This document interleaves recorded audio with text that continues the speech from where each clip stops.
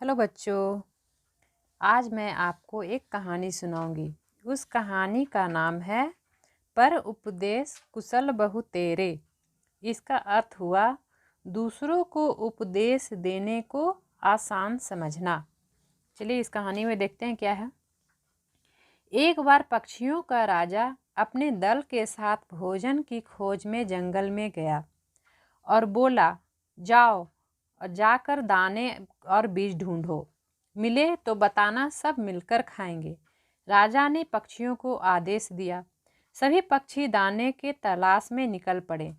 उड़ते उड़ते एक चिड़िया उस सड़क पर आ गई जहाँ से गाड़ियों में लदकर अनाज जाता था और देखा कि सड़क पर बहुत सारे अनाज बिखरे पड़े हैं। उसने सोचा कि वह राजा को इस जगह के बारे में नहीं बताएगी, पर किसी और चिड़िया ने इधर उधर आकर यह अनाज देख लिया तो ठीक है, बता भी दूंगी, लेकिन यहाँ तक पहुँचने नहीं दूंगी। वह वापस अपने राजा के पास पहुँच गई।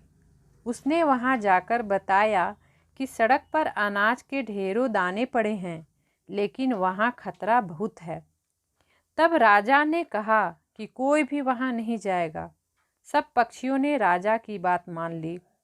उधर मौका देखकर वह चिड़िया चुपचाप अकेले ही सड़क की ओर उड़ चली और जाकर दाना चुगने लगी।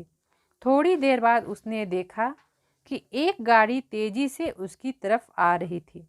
चिड़िया ने सोचा, गाड़ी तो अभी दूर है, क्यों ना दो चार दाने और चुग लूं।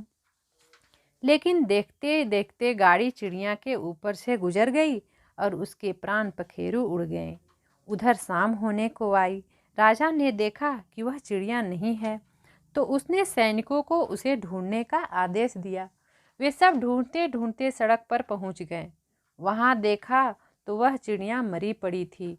राजा ने कहा, अरे, इसने तो हम सबको मना किया था, किंतु लालच बस वह अपने को नहीं रोक पाई और प्राणों से हाथ धो बैठी। तो बच्चों, इस कहानी से हमें क्या सीख मिली? दूसरे को उपदेश देना बहुत सरल है, पर स्वयं उस पर अमल करना बेहद कठिन है। किसी से भी कोई अपेक्षा रखने से पहले स्वयं को उस लायक बनाना पड़ता है।